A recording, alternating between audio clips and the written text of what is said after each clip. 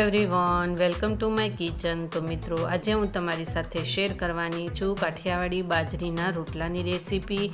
તો મિત્રો, આ રોટલા છે તેને તમે ગમે તે શાક સાથે ખાઈ શકો છો। તો મિત્રો, મારી ચેનલમાં નવા હોય તો મારી ચેનલને સબસ્ક્રાઈબ કરજો, લાઈક કરજો, શેર કરજો। મારે આવા જ નવા વિડીયોને જોવા માટે બેલ આઇકોન બટનને પ્રેસ કરજો। તો ચાલો બનાવવાનું સ્ટાર્ટ કરીએ। તો હવે આપણે એક મોટું બાઉલ લઈશું અને એમાં થોડું આપણે પાણી એડ કરીશું। પાણી આપણે જરૂર પૂરતું જ એડ કરવાનું છે અને થોડું આપણે મીઠું એડ કરી દઈશું સ્વાદ અનુસાર જેટલું।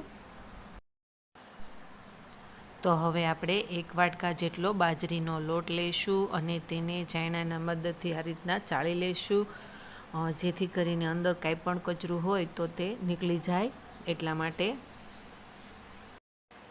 તો હવે આપણે હાથના મદદથી આ રીતના આપણા લોટને મસળતા જઈશું અને એક રસ બનાવી લઈશું। અને આપણે થોડું થોડું પાણી એડ કરવાનું છે, જેથી કરીને આપણો જે રોટલો છે તે ખૂબ જ મીઠો બને છે। તો આ રીતના આપણે સરસ મજાનો તેને મસળી લઈશું। તો તમે જોઈ શકો છો કે આપણો જે રોટલો છે તે સરસ મજાનો એક રસ અને મસળાઈ પણ ગયો છે। તો હવે આપણે રોટલો બનાવવા માટે તેને આપણે ગોળ સાઈઝમાં મોટો લોવા જેવું વાળી લઈશું। જો તમારે મોટો રોટલો બનાવતા ફાવતું હોય તો વધારે લોટ લેવાનો, જો નાનો ફાવતો હોય તો ઓછો લોટ લેવાનો। તો હવે આપણા જે બે હાથ છે પાણીવાળા કરી અને આ રીતના આપણે ગોળ રોટલો બનાવીશું। અને પહેલાં તેની જે કિનારી આવે છે તે આપણે સરસ મજાની વાળી લઈશું અને વચ્ચે આ રીતના બે હાથના મદદથી ટીપી લઈશું। અને પહેલાં આપણે જે કોર છે તે ટીપવાની છે, જેથી કરીને આપણો રોટલો છે તે સરસ મજાનો પાતળો બને અને બહુ જાડો પણ નહીં, એ રીતના બનશે। જો તમને વધારે જાડો ફાવતો હોય તો થોડોક તમારે ઓછો ટીપવાનો, અને જો તમને પાતળો ભાવતો હોય તો વધારે ટીપવાનો છે। તો હું અહીંયા મીડિયમ સાઇઝનો રોટલો બનાવું છું, તો તમે જોઈ શકો છો। તો આપણો જે રોટલો છે તે એકદમ સરસ ગોળ અને પાતળો પણ નહીં, બહુ જાડો પણ નહીં, એવો બનીને રેડી થઈ ગયો છે।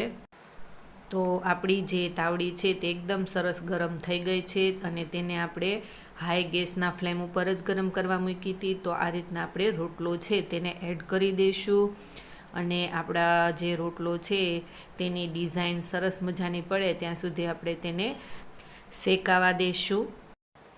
તો હવે તેની આપણે સાઈડ જે છે તે ચેન્જ કરી લઈશું, છરીના મદદથી કે તવીથાના મદદથી આપણે ચેન્જ કરી લઈશું। તો તમે જોઈ શકો છો કે તેની ડિઝાઇન પણ છે તે સરસ આવી ગઈ છે।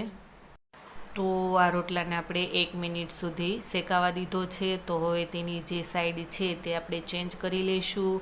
તમે જોઈ શકો છો કે એની પાછળની ડિઝાઇન પણ જે છે તે સરસ મજાની આવી ગઈ છે।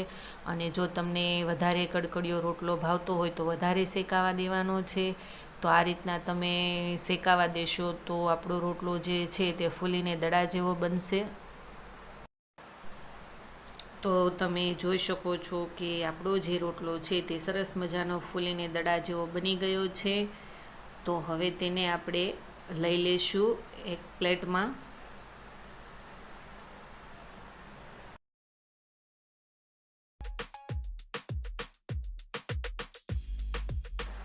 તો હવે આપણે આવા બધા જ રોટલા સરસ મજાના બનાવી લઈશું।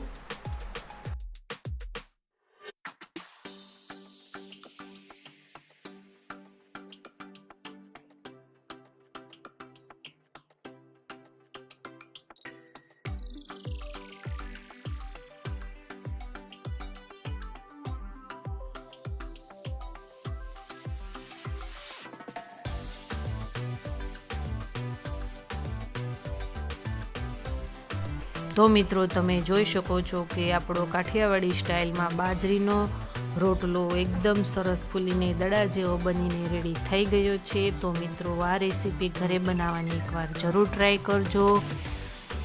અને મિત્રો, હવે આપણે નવા વિડીયો સાથે ફરી મળીશું, ત્યાં સુધીમાં મને રજા આપો। Bye bye.